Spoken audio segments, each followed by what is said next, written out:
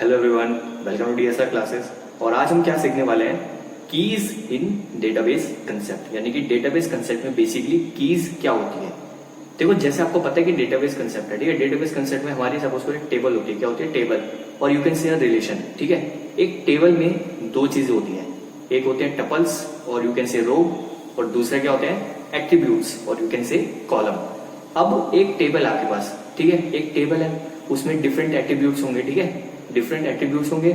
सो हर एक फील्ड होगी हमारे पास, हर एक फील्ड में कुछ ना कुछ मतलब एंट्रीज होगी। जैसे मान लो एक मेरे पास एक टेबल है किस चीज की, स्टूडेंट नेम की। मेरे पास एक क्या है, एक टेबल है, ठीक है। उसमें उसका नेम, स्टूडेंट्स के नेम है, रोल नंबर है, एडमिशन नंबर है, डिफरेंट मार्क्स चीजें हैं, ठीक है, मार्क्स, डिफरेंट चीजें। अब की क्या होता है बेसिकली, की हमारी किसी टेबल के अंदर और यू कैन से एक रिलेशन के अंदर ऐसी एट्रीब्यूट होती है, क्या कि एक हमारी टेबल के अंदर एक ऐसी एट्रीब्यूट होती है जो कि बहुत यूनिक होती है, यानी कि जो सबसे यूनिक होती है।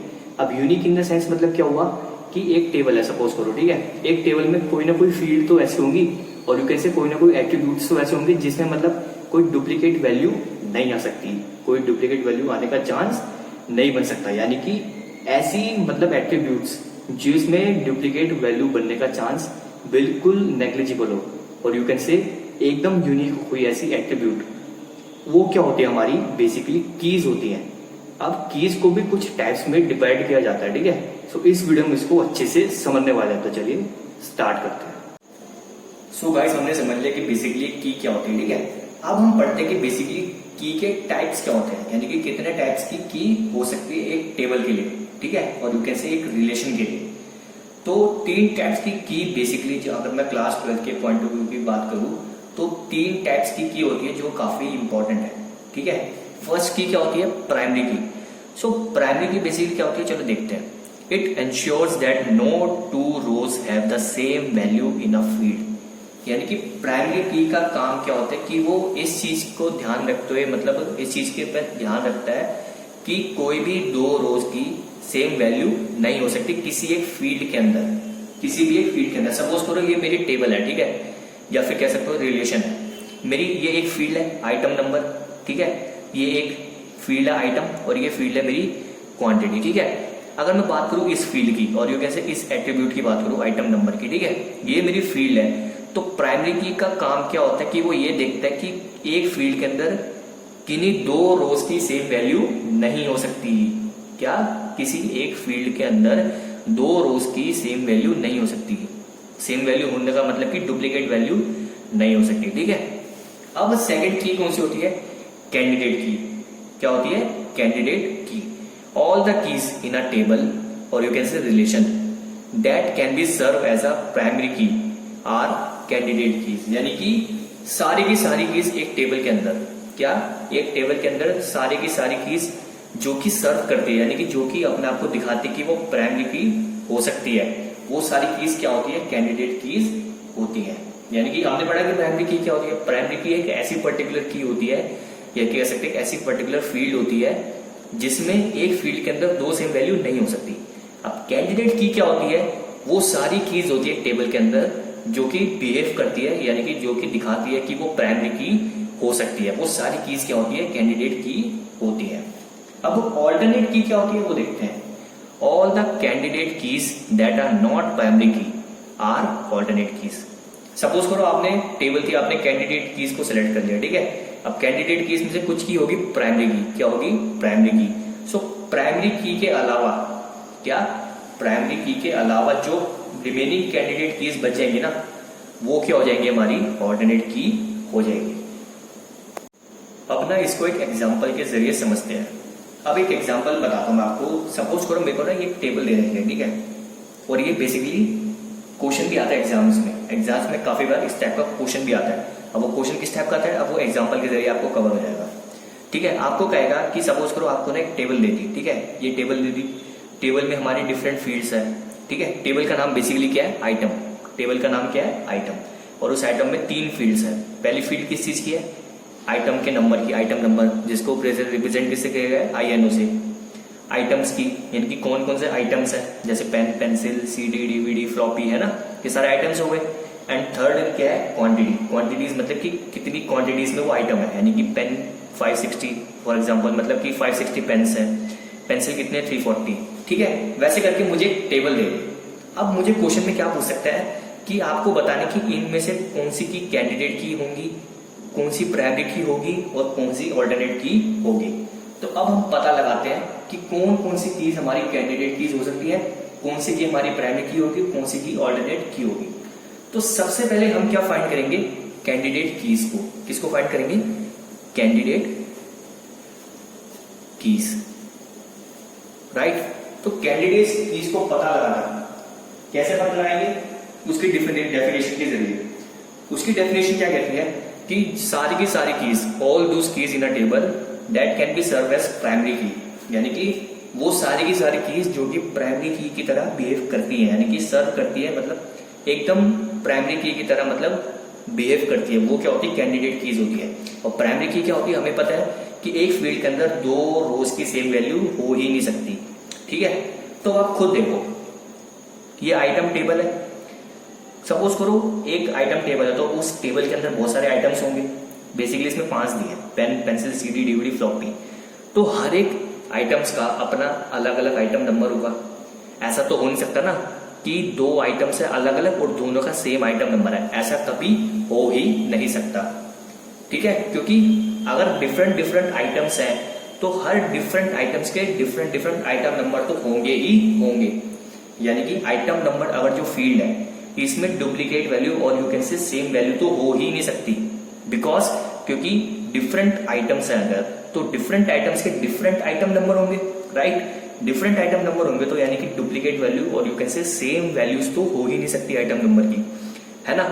तो आईएनओ, ये जो वाली फील्ड है आईएनओ वाली, ये क्या बेसिकली कैंडिडेट की है, क्योंकि ये प्राइमरी की तरह बिहेव कर रही है ना। क्योंकि देखो इस फील्ड के अंदर किसी भी दो रोज की सेम वैल्यू नहीं हो सकती, तो आईएनओ क्या बन गई, हमारी पहली कैंडिडेट की बन गई आईएनओ, ठीक है ना। समझ आया क्यों, क्योंकि ये यूनिक है।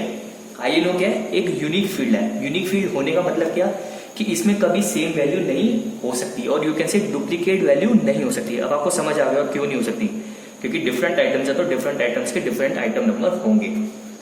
अब देखते हैं आइटम को, यानी कि आइटम वाली फील्ड को, ठीक है। अब आप खुद सोचो यार कि डिफरेंट आइटम्स है। अब मैंने रिप्रेजेंट कर दिया पेन को, किसको रिप्रेजेंट कर दिया, पेन को। फिर मैंने रिप्रेजेंट करा पेंसिल, देन मैंने CD, then DVD, then floppy. अब ऐसा तो हो नहीं सकता ना कि मैंने पेन को लिख दिया और मैंने बोला कि भाई मेरे पास 5 पेन पड़े थे, तो मैंने हर एक पेन, मतलब अब आप ये सोचे होंगे कि 5 पेन पड़े तो सारे पेन्स के लिए हम पेन को अलग गिनेंगे, नहीं। 5 पेन होना मतलब कि वो उसकी क्वांटिटी को रिप्रेजेंट कर रहा है। 5 पेन होना मतलब कि उसकी क्वांटिटी को रिप्रेजेंट कर रहा है। पेन होने का मतलब ये है कि जितने भी पेन हो वो एक कैटेगरी को रिप्रेजेंट कर रहा है, मतलब बात समझ लो, एक पर्टिकुलर चीज को रिप्रेजेंट कर रहा है पेन। मतलब ऐसा तो हो नहीं सकता ना कि मैंने पेन को रिप्रेजेंट करा तो पेन से कोई सिमिलर वर्ड, यानी कि पेन जैसा सेम वर्ड कोई आ जाए लेकिन वो आइटम डिफरेंट हो, ऐसा तो हो सकता ना। पेन अपने आप में एक आइटम है, क्या, पेन अपने आप में क्या एक आइटम है, तो पेन का कोई डुप्लीकेट और यू कैन से सेम वर्डिंग वाला कोई डिफरेंट आइटम तो हो ही नहीं सकता ना। यानी कि पेन है, पेंसिल है, सीडी है, डीवीडी, फ्लॉपी है, हर एक के अपने डिफरेंट नेम्स है, क्या, अपने डिफरेंट नेम्स है। और 3, 4 और जो भी 4 और 5 जो है वो सारे के सारे क्या है, एक दूसरे से डिफरेंट है ना। यानी कि आप खुद सोचो जो आइटम फील्ड है उसमें भी कोई डुप्लीकेट वैल्यू हो ही नहीं सकती और यू कैन से सेम वैल्यू हो ही नहीं सकती, क्योंकि हर एक आइटम अपने आप से डिफरेंट होगी ही होगी। यानी कि जो आइटम फील्ड है ये भी क्या है, यूनिक है, क्या है, यूनिक फील्ड है।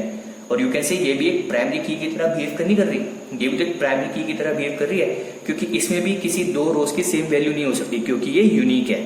यानी कि इसमें हमेशा डिफरेंट आइटम्स ही आएंगे। सो आइटम जो हमारी फील्ड है वो भी हमारी क्या हो जाएगी, कैंडिडेट की हो जाएगी।